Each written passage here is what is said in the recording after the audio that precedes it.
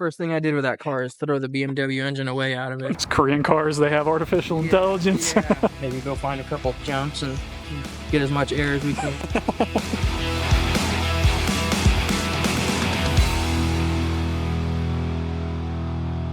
Well, welcome to Boise Speed. We do a lot of custom work. We've got a number of cool hot rods that come by and lots of customers we take care of. Just a small shop run by me and my wife here in Garden City. We got 4 cats that love scratching all the cars. Shop hand number 1. It's their favorite thing to do. We got shop hand number 2. Yeah, there's a couple other shop hands around here somewhere. We go to the junkyards a lot. Buy and sell a lot of superchargers and Brembos and all those cool car parts that all the kids are raving about, you know.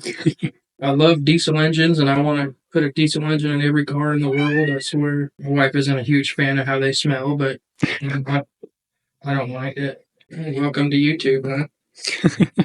I'm Isaac, the camera guy. For today's video, we're just doing sort of a little intro. We're going to be showing you around the shop, showing you the different projects that we got going on. We got a couple cars outside. Cool engine swap on one that really isn't seen that much. But yeah, it's just going to be a little intro video, show you what Boise Speed's all about. And be sure to stay tuned and subscribe if you're not, because we have a lot of cool stuff going on here recently. Video after this, we're going to be going to basically a pick and pull and seeing what we can scrounge out. So we're going to show you guys the rest of the shop, and we'll head out and we'll see those cars as well. All righty, what do we got here, Josh? This car here is just a pile of junk. It's kind of just a giant paperweight. This is an 87 BMW E30. I've always been a huge fan of these cars. My love for diesel engines is, you know, always been paramount. So when I got this car, I knew right away I had to put a diesel engine in it. So we put a 1982 Isuzu 4-cylinder in it, 2.2 liter. It only makes like 61 horsepower. We could do some top speed runs in it, see how fast it'll go for you guys. Find a couple jumps and get as much air as we can. Bet you guys don't usually see an engine like this in this car. Not at all. We built a custom subframe for it, a custom drive shaft. The radiator is out of a Jeep Cherokee. A lot of these parts we found at the local junkyard, so it's all pretty well a budget project. I think I'm in this thing under $1,000. Would eventually like to sell this car one day once it's all said and done. We'll have to put AC on it. You know, brake pedal is pretty important too, I guess. Might help a little bit. Hook up a clutch pedal. The AC would be nice because it gets really hot here in Boise in the summertime. Oh, yeah. 2-wheel drive, 5-speed manual, all mechanical. Pull this motor out when it's all said and done and do some painting on it, do all the gaskets. I haven't really messed with much of the wiring for the body of the car at all, so we still got to figure out like turn signals and brake lights and all the interior bits. But as far as the swap goes, there was only 3 wires hooked up to it, so it was pretty simple to do. Hardest part, I'd say, is making the frame for it to hold the engine in place. And that can be seen pretty much down here. Custom framework. It's not a whole lot to see from the top, but you can definitely see that. Soon enough, she'll be up. She'll be up and running, making like 50 miles per gallon. 50 horsepower, 50 miles. Yeah, right. The perfect grocery getter. Yeah. Got some other customer cars over here that have been being worked on recently. Just had a downpipe put on this one, if I'm correct. Yeah, the EPA asked we didn't put no downpipe on nothing. It definitely sounds better than what it did. It didn't hear. That's for sure. They might have. It's crazy. I didn't tell it to do that. It just did. It's Korean cars, they have artificial intelligence. Yeah. Then we got the cameraman's car. It's nothing special. Pretty basic, but Well, you're a humble guy. I think that car is pretty damn special, if you ask me. probably one of the few G35s that are still, you know, in decent condition and relatively clean. That's it. Yeah, mostly. She needs a wash, but, you know, it's nothing terrible. It's a little 3.5 V6. We got a full exhaust system on it with headers, downpipe, full Tomei, catback exhaust. Always loved how the taillights look on. Yeah, the taillights always look really super cherry cool. on the top. Yeah. We had a black wrap on top of here from the previous owner that was peeling and everything under it was rusting.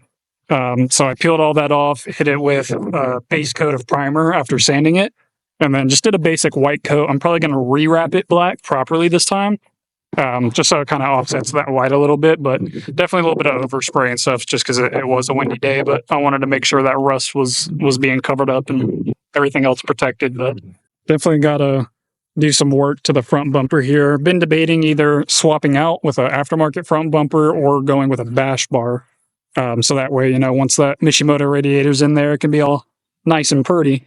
But fenders, good amount of body damage, but good mechanically sound. There's a couple things that need done.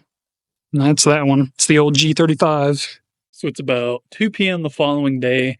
Taking the old G out to the store to get a microphone to plug into the camera because I'm sure, as you can tell, the audio quality isn't too great. I think it's a good time to give you guys a cold start.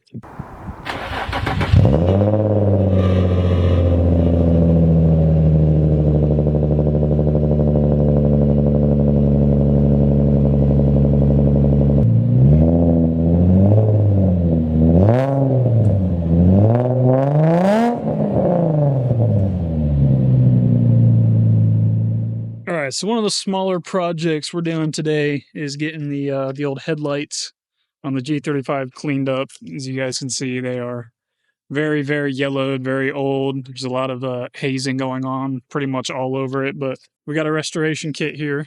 Basically a spray and then a wipe on clear coat. Will make these things look brand new. Yep. This first spray gets rid of all your yellowing and Like turn the liquid itself yellow.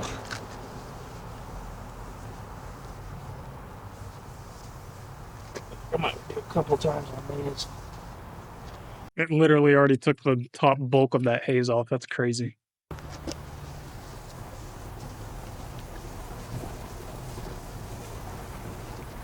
Yeah, still got a bunch off. Yep. It's crazy. Well, the next part, Literally just in those 2 sprays. get good with it. Get a nice heavy coating on there. And then you only really get one chance at this. After a few seconds, it starts to set up. So you really only get one chance to wipe it on. Right. So to try and plan out exactly how I'm going to do it.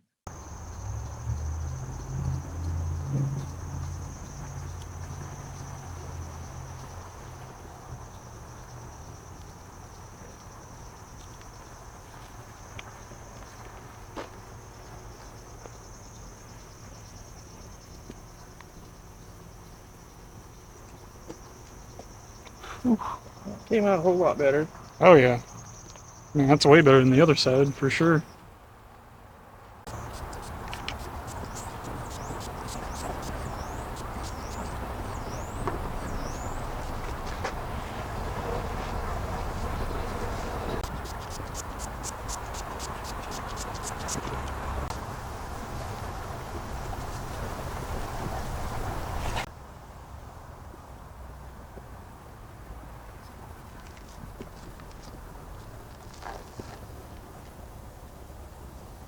It's almost like a clear coat. Yeah. Really comes out nice. And it like lays itself flat too. Usually there's some lines. So you want your first coat to be really thick. Right. And then after it sits on there for a while, that all spreads out and smooths out. That's awesome. Yeah, that looks much better. Much better. So one of the projects we're doing here is taking these rotors off of this customer's truck and replacing them. They got these sort of like plastic hubcaps here on the front. So all I'm doing is I'm taking my little shop rag here, getting our tool, sliding it into this little pocket that it has. Just trying to break that loose. And we're going to go over to the other side here, do the same exact thing.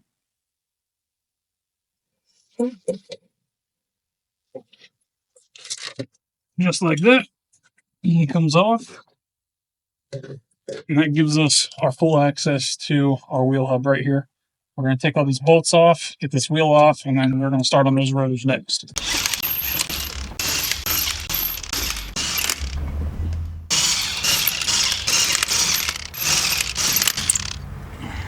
So this bolt back here wants to be wants to be stubborn, so we're going to get a power driver set for it, so we can take that top bottom off. It doesn't look like this brake line is going to be long enough to be able to take the caliper off just as it is.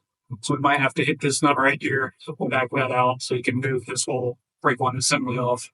Then remove everything after it. All right, so we got our caliper set up off here. Just kind of sitting on the ground for now. We're going to hit the back of this guy with him. See if we can't get it to budge, get it off, and get that new one on. All right, after banging it for a good 2-3 minutes with a hammer, we finally got that off. So we're going to do the same to this other side over here. And then we will throw those new rotors on, get the calipers back on, and I will show you what it looks like after. If my dad ever watches this video, this was always his favorite part of doing brakes and rotors, was hitting these rotors off. It was quite a time. That's night and day better than what we got right now. So let's unbox that other one, and then we'll throw these guys on, get everything put back together, and we'll get a little aftershock.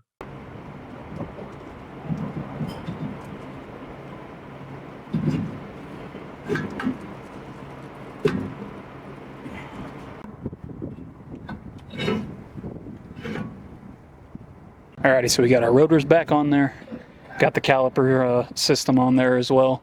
Last thing to do is we're going to take that little brake line coming from the caliper, connect it back to the this assembly here. Definitely looks a lot better than what it did. We'll do the same on this other side. Just get that little line clamped back up to the housing there, and then throw the wheels on. We'll be good to go. Just throwing these lug nuts in now. So we have gotten a good couple projects done today. We got the truck done, the rotors on that truck. Josh is out driving that right now, making sure everything's set in, and then the customer's going to come pick that up. We just got the oil pan gasket done on this Audi. A couple other things that we had to move around to get everything back together. This entire front end was off. We're going to pull this guy out, and then we're bringing in an Audi that I think he'll be working on tomorrow. I'm going on a trip to California here tomorrow, so it'll kind of be a lapse in content. I really just wanted to get this intro video out, just to show you guys kind of what to expect. We'll definitely be doing a lot more projects soon, so definitely subscribe if you hadn't. Stick around. I'm sure you guys won't be disappointed. We're Boise Speed here in Garden City. Hope you enjoyed the video. We'll see you guys next time.